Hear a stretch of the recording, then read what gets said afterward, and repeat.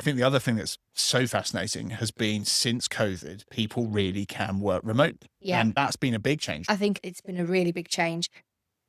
And I think, I mean, I don't know about you, but I just, the amount of mobility you seem to be seeing nowadays, I think it's almost something people have become aware of. This, like previously, if people were unhappy, like they wouldn't necessarily have thought, oh, I know what I'll do. I'm going to leave the UK.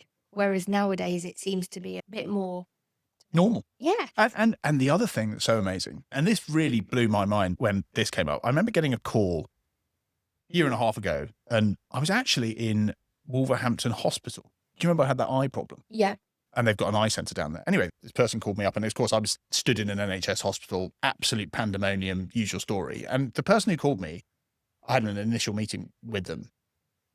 They worked for the NHS yeah, in South Wales, and they were a physiotherapist.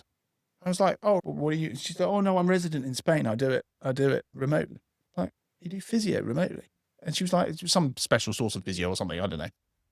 But it was like, so you've got that system, you've got our tax system, and then you've got the biggest employer in the UK, which happens to be a government entity, allowing people to work remotely from Spain and therefore not pay UK tax.